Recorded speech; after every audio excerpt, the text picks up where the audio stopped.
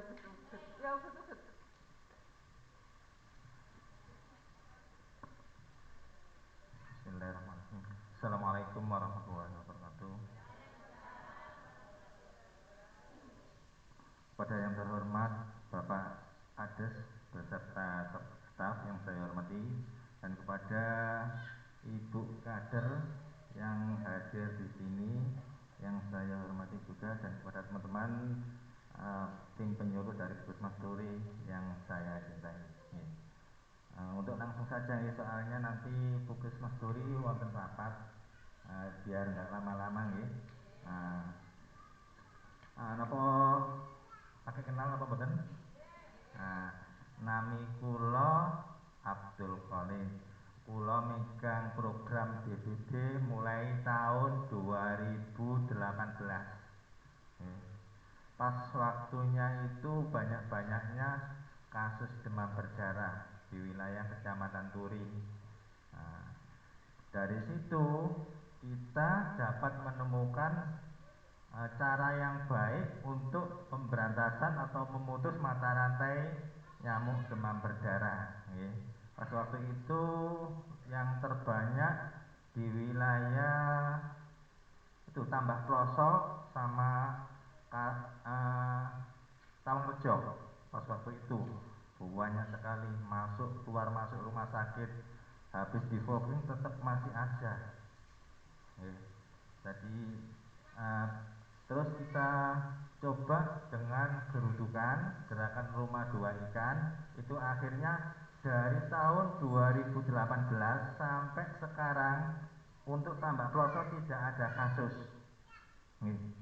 Alhamdulillah. Namun dari desa lain itu ada yang menerapkan dan ada yang tidak.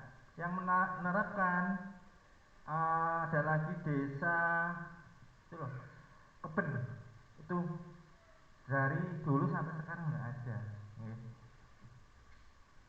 Sekarang kita hanya sekilas untuk membahas masalah nyamuk dulu. Untuk nyamuk itu jenisnya banyak sekali. Ada kurang lebih di atas sekitar 30-an jenis nyamuk. Ada nyamuk malaria, ada nyamuk culek, ada nyamuk Zika, ada nyamuk Javana encephalitis. Semua itu nyamuk, dan masih banyak yang lainnya. Untuk sakitnya, keluhannya itu hampir juga sama, pasti ada panasnya, itu pasti. Cuma beda dengan nyamuk demam berdarah. Kalau nyamuk demam berdarah itu nyamuk yang mematikan, yang ganas, tidak pandang bulu. Sekarang menyerangnya pada anak dan juga dewasa. Untuk bulan kemarin wilayah Turi ada kematian, Bapak Ibu. Wilayah desa mana itu? Puskesmas Uti Ngalang ya, orang dewasa Bu yang kena, anaknya 2. Jadi untuk nyamuk sekarang itu nggak pandang bulu, bisa menyerang anak maupun dewasa. Untuk wilayah kemarin yang hamil itu yang keserang ada 2 sampai masuk ICU, desa Turi sama desa Kemagilor, sampai masuk ICU, dua-duanya hamil. Jadi nyamuk itu jenisnya banyak sekali. Namanya adalah arbovirosis, itu nama dari semua jenis vektor, itu ditularkan oleh nyamuk, lalat dan lainnya. Jadi nama lain dari nyamuk itu arbovirosis, itu lalat juga masuk dalam niku ada nyamuk Zika, ini hanya sekilas Bu, nyamuk Zika. Iku nyamuk itu jenis virusnya falavirus, itu terjadi sama keluhannya, ada demam, ada kulit bintik merah. Tapi Bu, bintik merahnya ini kalau direnggangkan itu hilang. Kalau nyamuk demam berdarah itu kalau direnggangkan itu masih tetap ada.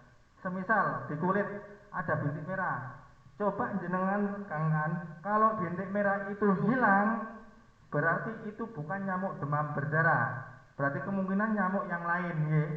Nah, tapi kalau direngkangkan itu tetap masih ada merahnya, berarti itu tanda daripada nyamuk demam berdarah. Berarti ada trombus, ya, pecahnya pembuluh darah, ya. Nah, ada ini ya nyamuk cikungunya, ya.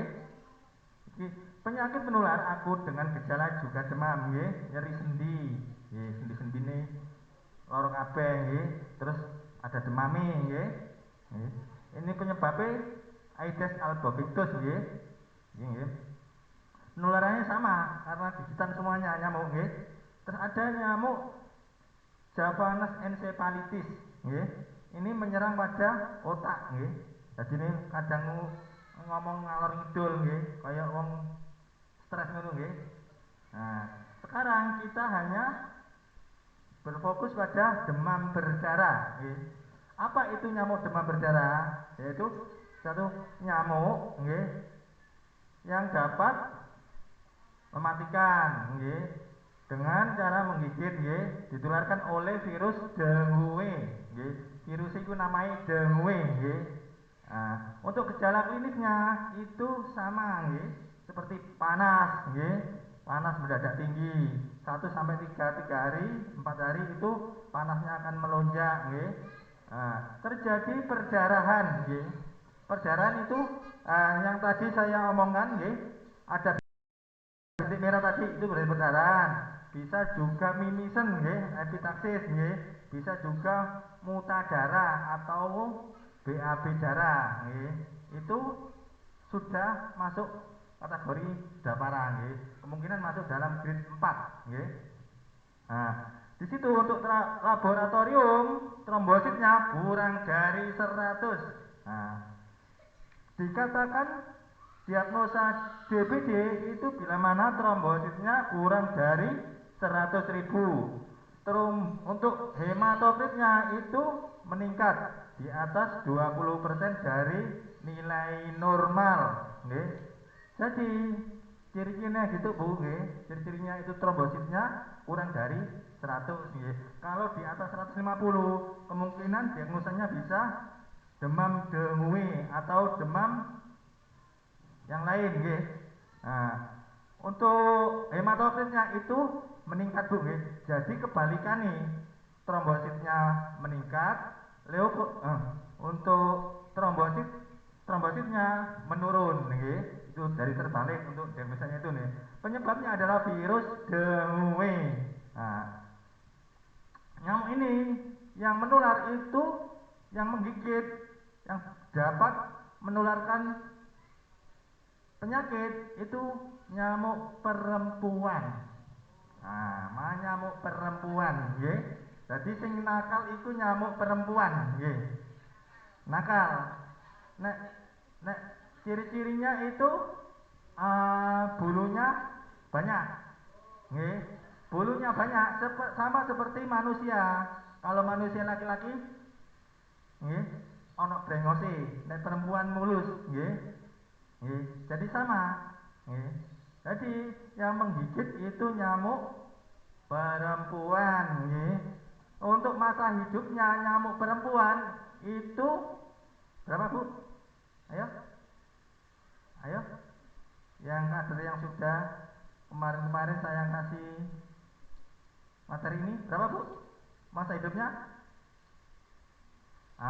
Untuk masa hidupnya nyamuk perempuan sama nyamuk laki-laki itu beda, Bu, nggih. Untuk nyamuk laki-laki itu sekitar 2 minggu, 2 mingguan, nggih. Nggih, sedikit sekali, nggih, masa hidupnya, nggih. Untuk nyamuk perempuan itu bisa sampai 3 bulan, nggih. Sampai 3 bulan, nggih. Jadi lebih lama nyamuk perempuan karena dia mencari makannya gampang. Kalau laki-laki yang mencari makannya itu lebih susah, soro, nggih. Nah, untuk ini, Bu, ya, mana yang nyamuk laki-laki dan mana yang nyamuk perempuan untuk gambar ini, nggih. Yang di utara ini nyamuk apa, yang A ini nyamuk apa, dan yang B ini nyamuk apa? Laki-laki yang mana? Yang A apa yang B? Yang A laki-laki, Bapak? Hah? Yang A laki-laki berarti? Coba Bapak ini ada brengos apa enggak? Ada bulunya apa enggak? Ada. Yang banyak bulunya yang mana? Yang B. Berarti yang nyamuk yang perempuan? Yang A.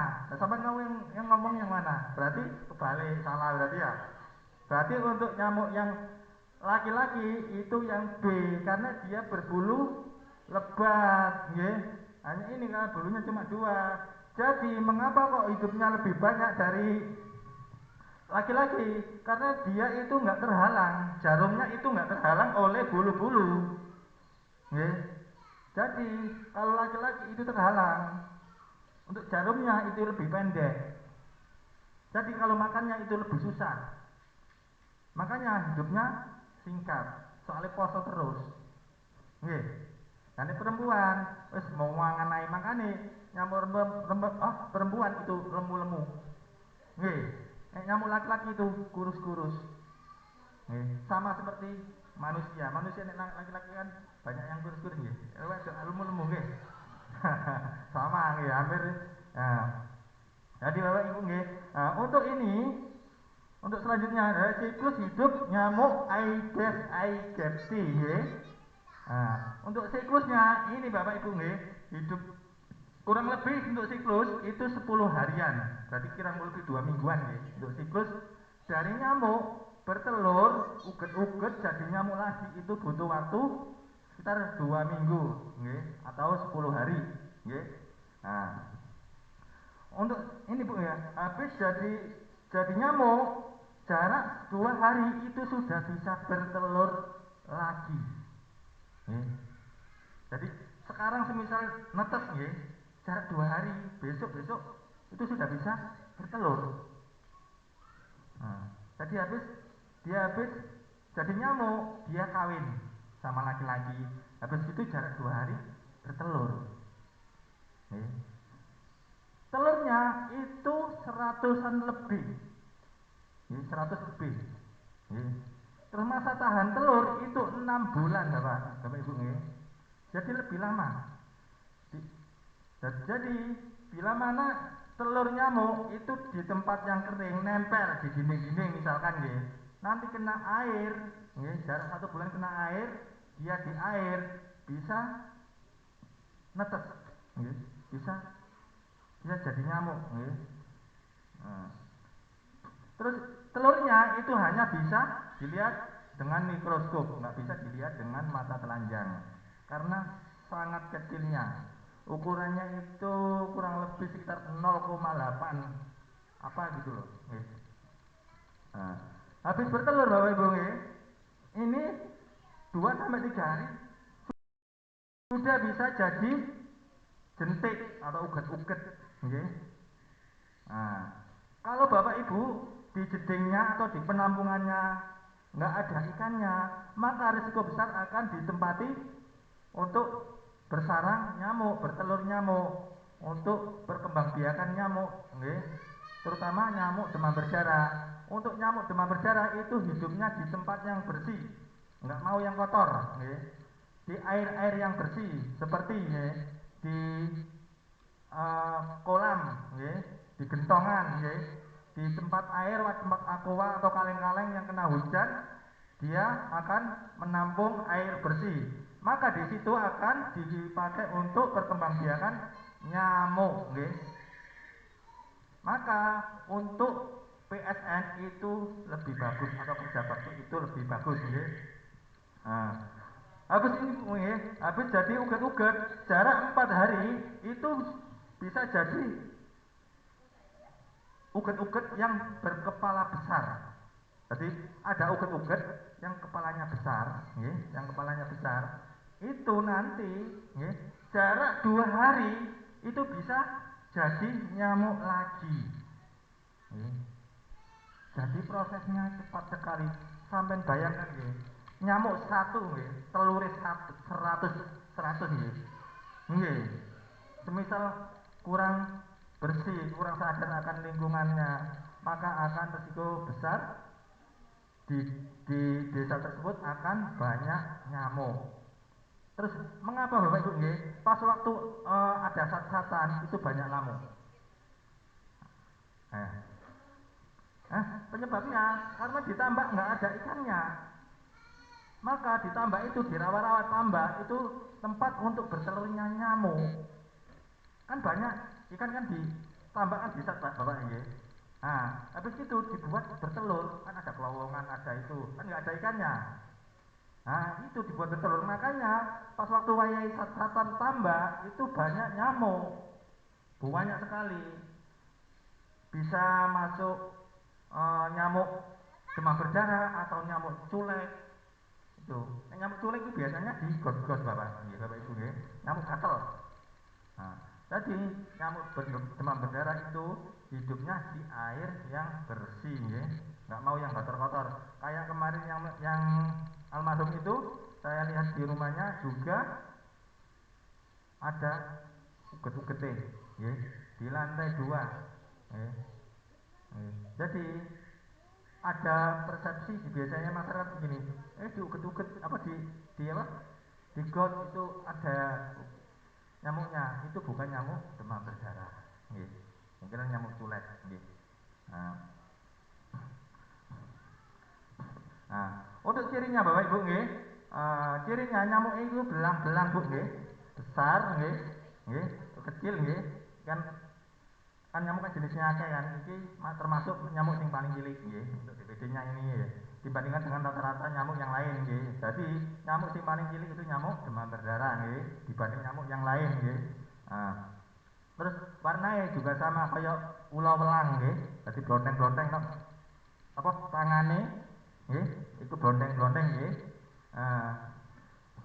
Nggih, sama. Nah, kita mengenal untuk masalah penyakit DBD nggih, panas dan penanganan nggih. Nah, Bapak Ibu nggih, untuk ini Bu nggih, habis nyamuk gigit di sini nggih, di sini itu di sini akan terjadi reaksi nggih. Reaksi badan awak gak enak nggih. Rasane greges nggih. Di sini kalau jenengan nggak mau makan, maka keadaan tubuhnya akan menurun, daya tahan tubuh akan menurun, sehingga penyakitnya virusnya akan masuk, itu akan terjadi panas. Yeah. Bila mana di sini habis digigit wis awake gak enak, nggih. Rasane kok wis tapi mangane akeh, ngombene akeh, mangan buahan, ya mangane sego akeh, wis gak dirasakno. Wis istilah iku gregese mangan wis apa kok aku kok kudu lara kudu makan akeh, ngombe buah-buahan, mangan buah-buahan, vitamin dan tujuannya meningkatkan imun kekebalan tubuhnya. Nah, dari situ nggak sampai berlanjut ke panas, maka dia akan sembuh sendiri. Ya. Jadi DBD ya, itu tidak bisa karena obat ya, untuk penyembuhan ya. Obat itu hanya bisa mengurangi gejalanya.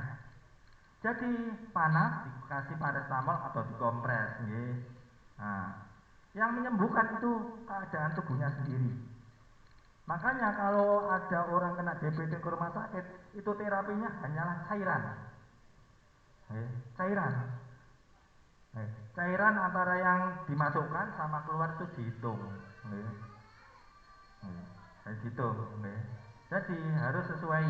Kalau kurang, maka dia akan terjadi panas, dehidrasi, maka gizinya juga kurang, makanya akan menurun itunya. Kalau cukup, maka dia akan trombositnya akan menaik. Dari sini Bu, bila mana sudah nyampe ini, sudah terjadi mulai panas, tetap aja dikasih makan minum yang bagus, yang bagus, yang bergizi, yang banyak. Minumnya paling enggak itu minimal 2 liter.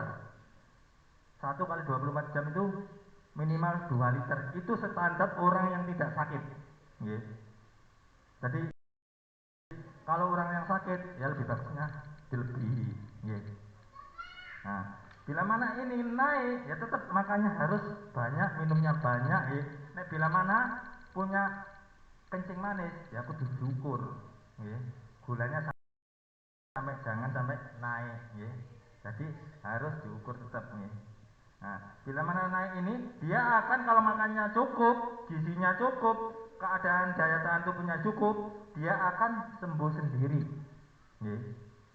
Namun, bila makannya sudah panas, makannya nggak mau, wis aras-arasen, wis mual, muntah, wis nggak mau mangan, wis akhirnya meningkat.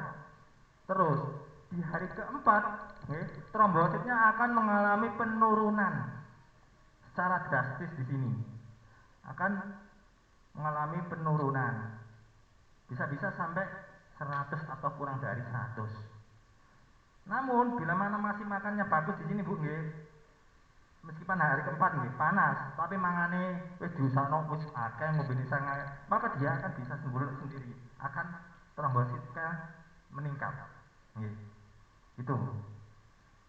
Jadi intinya kalau ada panas itu tetap makannya yang bagus, banyak, minumnya yang banyak dengan tujuan meningkatkan daya tahan tubuh. Karena virus itu tidak bisa diobati dengan, tidak bisa dibunuh dengan antibiotik.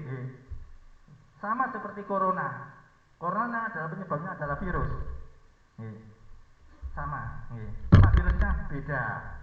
Virusnya itu banyak jenisnya juga. Nah, jadi ini gejala ini adalah derajat 1, derajat 1, derajat 2, derajat 3, derajat 4 nanti akan terjadi pendarahan dan sampai bisa kematian. Nah, untuk prinsip pencegahan atau penanggulangan itu adalah dengan cara 1 promotif, 2 preventif, 3 kuratif. Untuk promotifnya, dengan cara memberikan penyuluhan. Penyuluhannya bisa di tempat gini, tempat tahlilan, yasinan, aisyah, PKK, bisa dikasih tahu penyuluhannya tentang 4M plus, kayak gerudukan itu, plusnya adalah gerudukan. Nah, siaran keliling, itu bisa digunakan untuk ambulan desa, itu bisa Bapak Ibu gunakan untuk siaran keliling, untuk pencegahan nih, biar masyarakat itu tahu, waktunya gini, musim penghujan ini waktunya banyak terjadi demam berdarah, monggo dipakai bisa untuk woro-woroi Bapak Ibu, monggo untuk kebersihan desanya yang bersih, monggo untuk gerudukannya diaktifkan, ngoten kan saged menggunakan ambulan desa, paling enggak bu 1 minggu sekali keliling, ngoten saged nggih. Nah, untuk preventif Bu, preventifnya yaitu dengan gerakan masyarakat dengan PSN, PSN 4+. Untuk M pertama itu apa Bu? Bapak? Betul, ayo. Menguras, mengubur, betul. Menutup,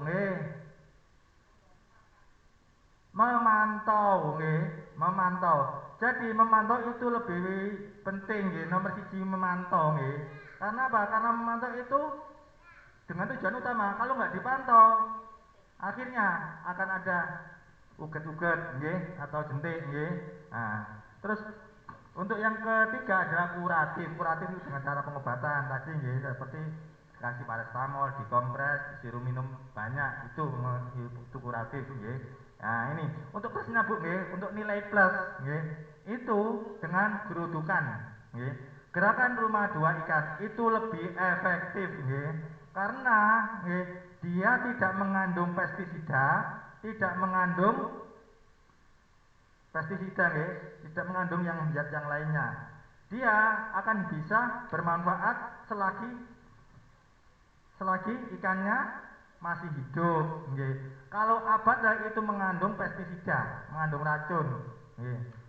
Kalau mengandung racun bisa dibuat kumur. Paling enggak dikit tuh pasti masuk.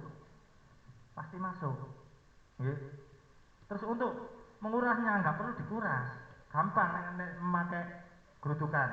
Dengan cara ini Bu, airnya dipenuhi, dingin, terus ada kotoran di bawah, itu biasanya kan ngumpul, itu ambil selang, disedot keluar. Terus yang kotoran selang itu yang itu dimasukkan ke dasar yang kotor itu, nanti kotornya akan keluar sendiri. Gak perlu diuras, nggak apa-apa. Yang penting kotorannya nanti bisa keluar sendiri. Beda dengan yang nggak ada ikannya. Kalau nggak ada ikannya, ngurahnya juga harus benar. Ngurahnya juga harus benar. Kalau nggak benar, habis dikuras pasti ada uget-ugetnya lagi. Nguras yang benar adalah dengan disikat, dikasih deterjen, jadi harus disikat.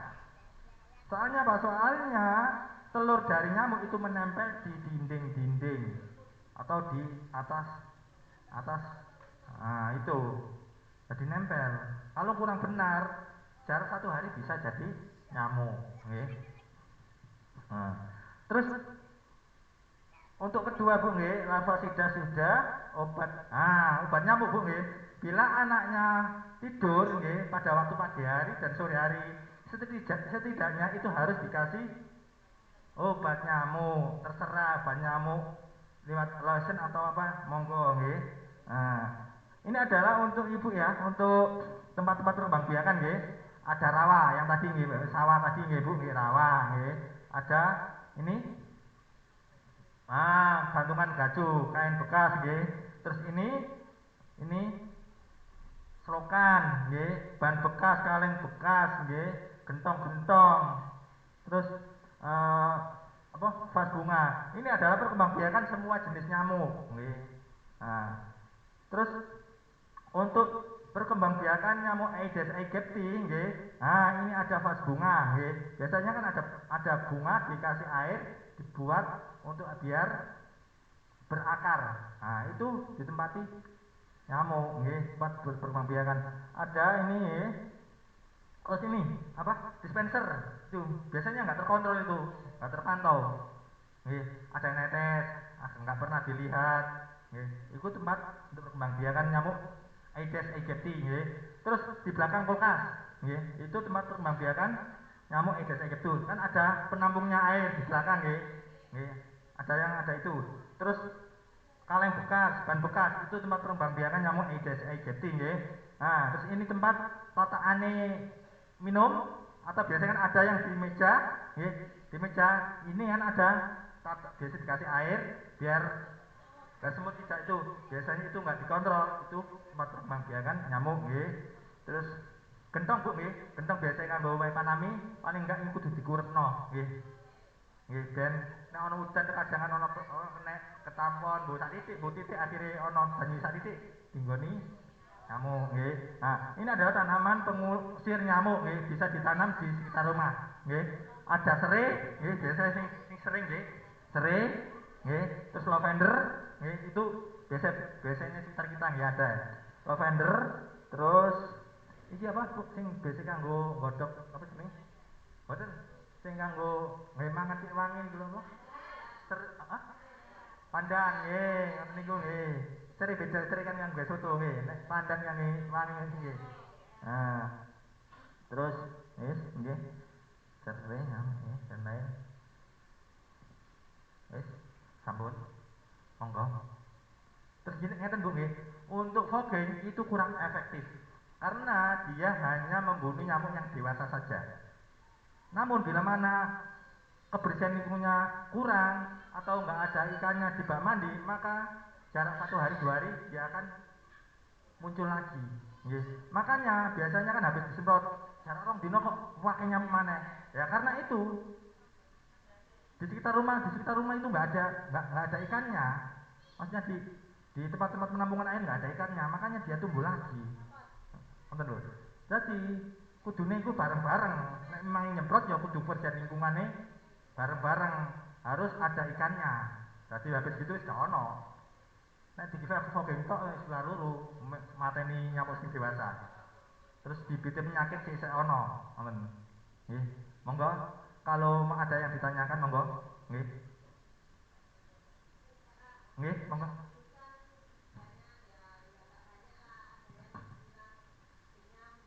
Betul nggih.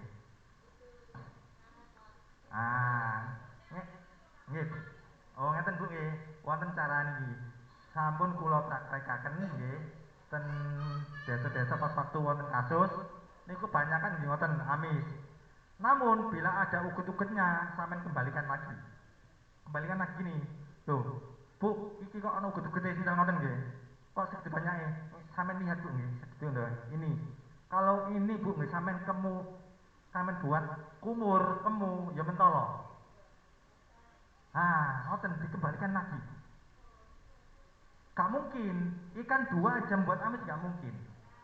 Cuma mindset di otaknya sudah amis. Itu mindset. Jadi kalau ada orang ya masyarakat yang bilang gitu, kembalikan lagi. Lihat gedenya kalau ada ugut-ugutnya banyak, kembalikan lagi. Loh lihat Bu, ini ada ugut-ugutnya banyak segini, geng kemu ya mentolo ta. Gitu caranya. Soalnya kemarin pas di Kemagelor juga saya kembalikan di situ.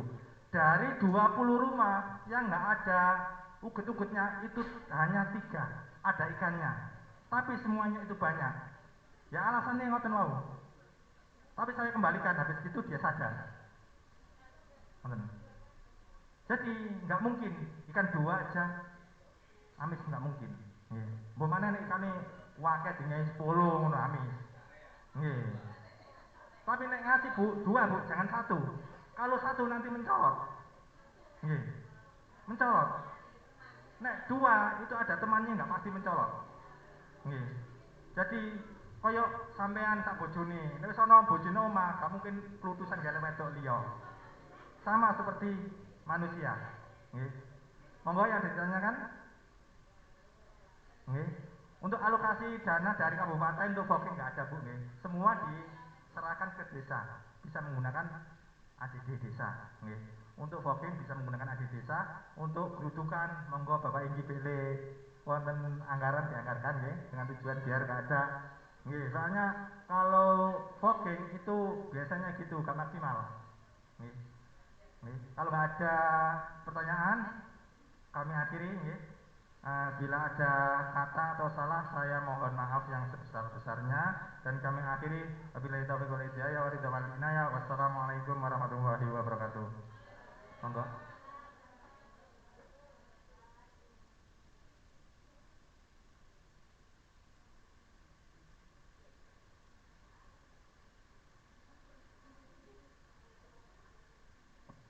Assalamualaikum warahmatullahi wabarakatuh. Yang saya hormati Bapak Kepala Desa